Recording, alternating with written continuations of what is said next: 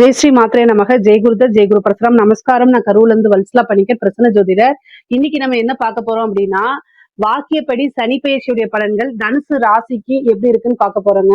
இந்த வாக்கியப்படி சனி பயிற்சி எப்ப வருது அப்படின்னா 6/3/2026 வெள்ளிக்கிழமை காலை 8:36 வந்து சனி வந்து கும்ப ராசி பூரட்டாதி நட்சத்திரம் 3ஆம் பாதத்துல இருந்து மீன ராசி பூரட்டாதி நட்சத்திரம் 4ஆம் பாதத்துக்கு பயிற்சி ஆகுறாருங்க.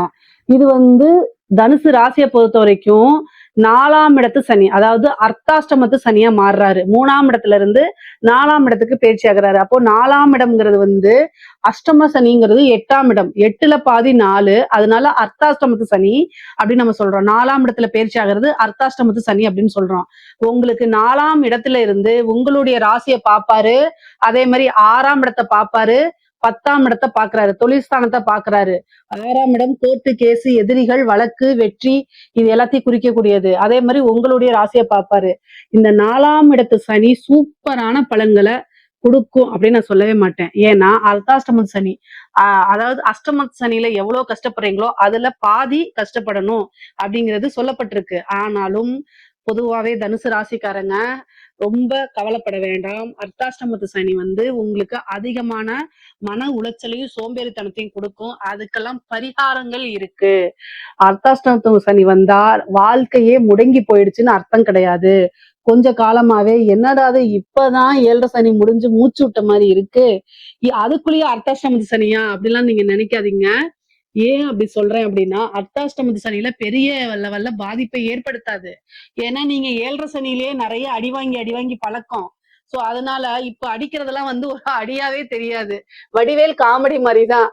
அடி வந்து இப்ப ட்ரீட்மெண்டா மாறுது. உங்களோட அடியெல்லாம் ஏன் எனக்கு ட்ரீட்மெண்டா மாறுது அப்படின்னு கேக்குற மாதிரி மாறிடும்.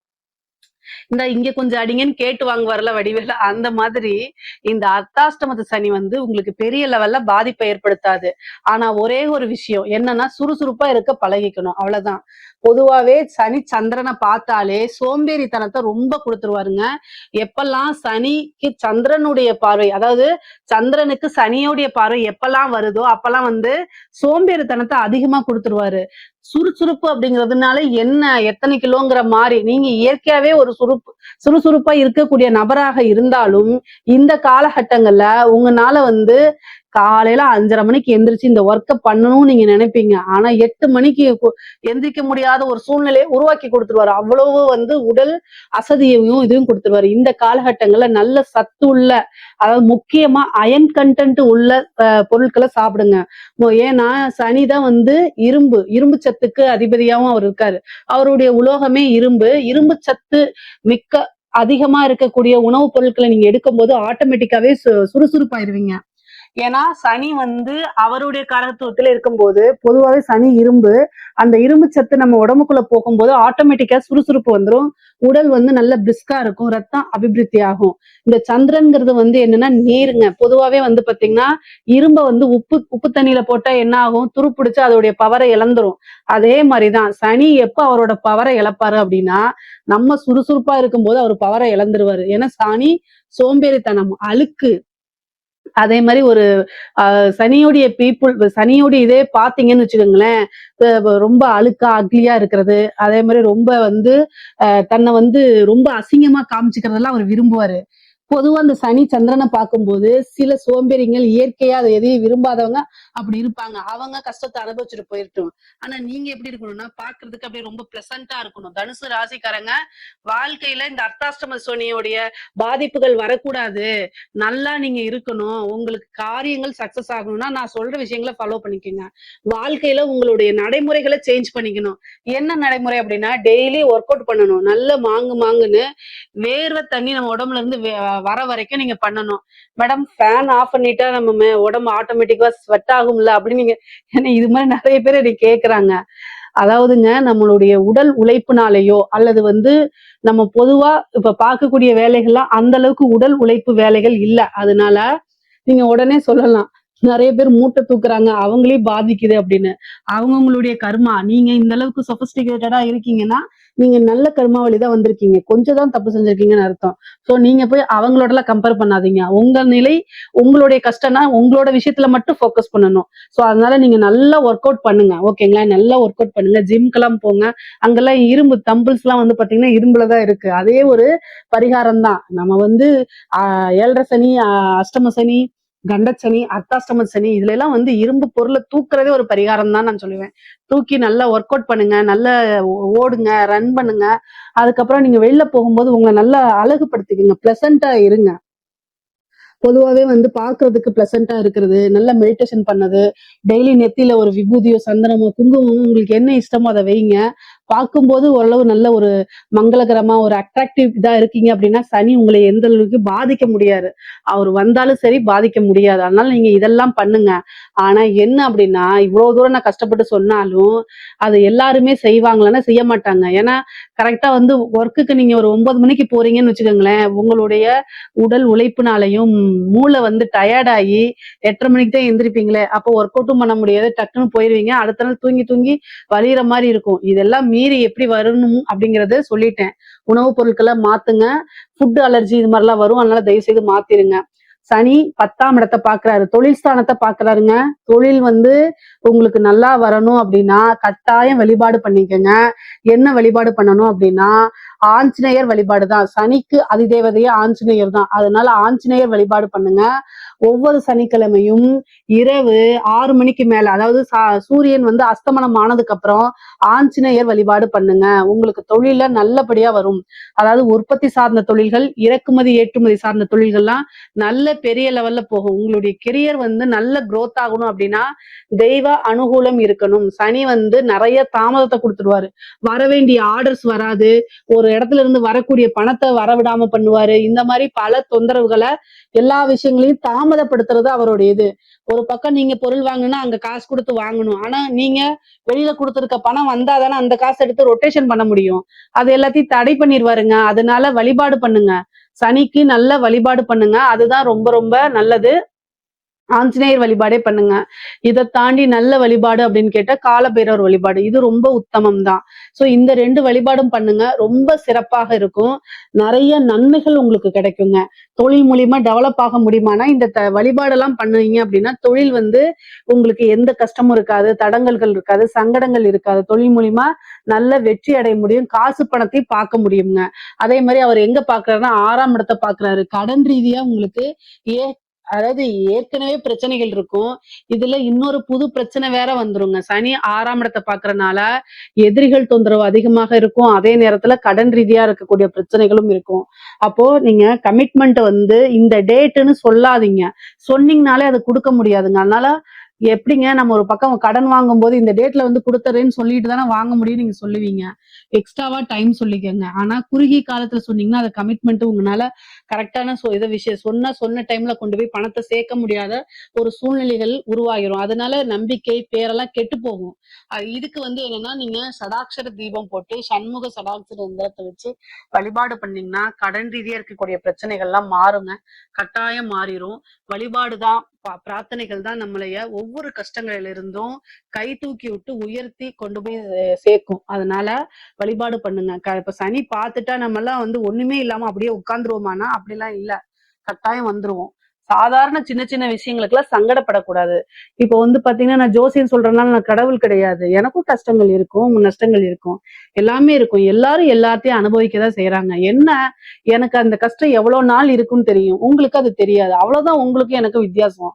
சோ அதனால நீங்க எந்த ஒரு விஷயத்தையும் கவலைப்படாம ஃபர்ஸ்ட் இதுல இருந்தெல்லாம் நம்ம மீண்டு வந்துருவோம்னு சொல்லுங்க. எந்த கஷ்டமா இருந்தாலும் சரி, அதை மீண்டு வரும்போது கஷ்டம் கொடுக்க கிரகங்களே இவனை எவ்வளவு அடிச்சா தாங்க, நம்ம விட்டுட்டு போயிடலாம், நம்ம டயர்ட் ஆயிட்டோங்கிற அளவுக்கு நீங்க தயாராகிக்கிட்டீங்கன்னா எந்த கிரகம் ஒண்ணும் செய்யாது. என்ன, அதுக்கெல்லாம் நல்ல ஸ்ட்ராங்கான மனசு வேணும்.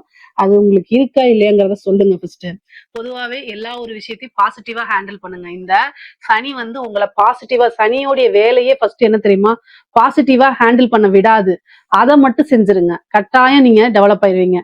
எந்த ஒரு விஷயமும் உங்களுக்கு பாதிக்காது. ஒவ்வொரு விஷயமும் ஏதாவது ஒரு தப்பு நடக்குதுன்னு வச்சுக்கோங்களேன், சரி ஓகே அடுத்தது என்னன்னு பார்க்கலாம், அடுத்தது செய்யலாம் அப்படின்னு அந்த மனநிலைக்கு நீங்க வந்துட்டீங்கன்னா, சனி என்னங்க வேற எந்த கிரகத்தினாலயும் ஒண்ணுமே செய்ய முடியாதுங்க. ஆனா அது நமக்கு வர்றதுதான் ரொம்ப கஷ்டங்க. ஓகேங்களா? அத நீங்க பிராக்டிஸ் பண்ணிட்டீங்கனாலே உங்களுக்கு ஜாதகமே பலிக்காது. சரிங்களா? இது என்னுடைய குருஜி சொன்னது. பொதுவாவே வந்து பாத்தீங்கன்னா, இந்த இதுல இந்த கஷ்டங்கள் படுவாங்கன்னு இயற்கையா ஒருத்தங்களுக்கு சொல்லிட்டு இருப்போம். அதே மாரி இன்னொருத்தருக்கு சொல்லும்போது அது பலிக்கலையே ஏன்னு கேட்டா, அவங்க பிராக்டிஸ் பண்ணிட்டாங்களாம். சோ எல்லா விஷயத்தையும் எப்படி ஹேண்டில் பண்ணணும்னு, அது வந்து பக்குவப்பட்டு, பழக்கப்படுத்தி நம்மள கிரகங்கள் வந்து சூழ்ச்சி செஞ்சு நம்மள கைய புடிச்சு இழுத்துக்கிட்டே தான் இருக்கும். அதுலருந்து நம்ம இழுத்து விடுபட்டுட்டோம்னா, அதுக்கப்புறம் கிரகங்கள் பிளஸ் பண்ணிட்டு போயிடும். அதுக்கப்புறம் ஒண்ணுமே செய்யாது. ஆனா இயல்பா நம்ம வந்து அது வர்றதுதான் ரொம்ப கஷ்டம். புரியுதுங்களா? எல்லாத்துக்கும் கஷ்டங்கள் இருக்கும். உங்களுக்கு 6ஆம் இடத்த பாக்குது. கடன் ரீதியா மனச கஷ்டப்படுத்துற அளவுக்கு இருக்கும். ஆனாலும் அதுலருந்து நீங்க மீண்டு வந்துக்கங்க. சில வழிபாடுகள் உங்களுக்கு என்ன தசாபுத்தி அத பார்த்து பரிகாரங்கள்லாம் செஞ்சுக்கங்க. சனி சந்திரனை பாக்குது. அவரு உங்களுக்கு அஷ்டமாதிபதியா இருக்கிறாரு இல்லையா? அதனால பெண் வழி சம்பந்தப்பட்ட பிரச்சனை, கோர்ட்டு கேஸ் பிரச்சனைகள்லாம் வரும். பொதுவா முக்கியமா தனுசு ராசி, தனுசு லக்னக்காரங்க பெண்கள் வழி விஷயங்கள ரொம்ப கவனமா இருங்க. அவங்க கிட்ட தேவையில்லாத விஷயங்கள பேசக்கூடாது. தேவையில்லாம சண்டை போடாதீங்க. பெண்கள் அப்படின்னா அது யாரா வேணா இருக்கலாம். உங்களுக்கு கூட வேலை பார்த்தவங்களா இருக்கலாம். அல்லது ஏதாவது வந்து சோசியல் மீடியால பழகுனவங்களா இருக்கலாம். என்ன பக்கத்து வீட்டுக்காரங்களா இருக்கலாம். ஆனா பெண்கள் வழி ரொம்ப ஜாக்கிரதையா இருக்கணும். மரியாதை கொடுத்து பழகுங்க. தேவையில்லாத விஷயங்கள்ல போய் மாட்டிக்காதீங்க. அஷ்டமம் அப்படிங்கிறது ஏன்னா உங்களுடைய ராசிக்கு சந்திரன் அஷ்டமாதிபதி. அவரைத்தான் சனி பாக்குறாரு. தீராத ஒரு அவமானத்தை கொடுத்தே தீருவாரு. அதனால அதுக்கு நீங்க ஆளாகாதீங்க. ரொம்ப ரொம்ப ஜாக்கிரதையாக இருங்க. அதே மாதிரி ஃபுட் அலர்ஜி வர்றது பரிச்சயம் இல்லாத உணவு பழக்க வழக்கங்களை தவிர்க்கணுங்க. இல்ல அப்படின்னா ஃபுட் அலர்ஜி ஆகி அது ஒரு பெரிய ட்ரீட்மெண்ட்டுக்கு வரைக்கும் ஏன்னா 6ஆம் இடத்தை பார்க்கறதுனால மருத்துவ விரயத்தை ஏற்படுத்தி கொடுத்துருவாரு. ஸோ அதனால ஃபுட்டு விஷயத்துல ரொம்ப கான்சென்ட்ரேட்டா இருங்க. ஃபுட்டு விஷயத்துல கவனமா இருங்க. பழக்கம் இல்லாத கெட்டு போன உணவுகள் வீணா போதேன்னு உங்க வயித்துல கொஞ்சம் கொட்டிங்க அவ்வளவுதான். நீங்க வீணா போயிருவீங்க. அதனால ஃபுட்டு விஷயத்துல ரொம்ப கவனம். உணவு பழக்க வழக்கங்கள்ல கவனம் கவனம் கவனம். சரிங்களா? ஏன்னா ஃபுட் அலர்ஜினால பெரிய கண்டத்தையே சந்திக்கிற மாதிரி எல்லாம் வந்துரும். அதனால நான் சொல்றேன்.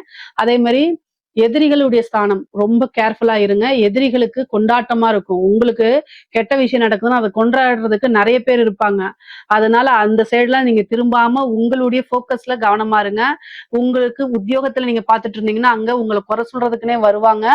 சில சூழ்நிலைகள்ல பேசுங்க. சில சூழ்நிலைகள்ல கடந்து வர பழகிக்குங்க. எல்லா சூழ்நிலைகளுமே பேசாம இருக்க முடியாது.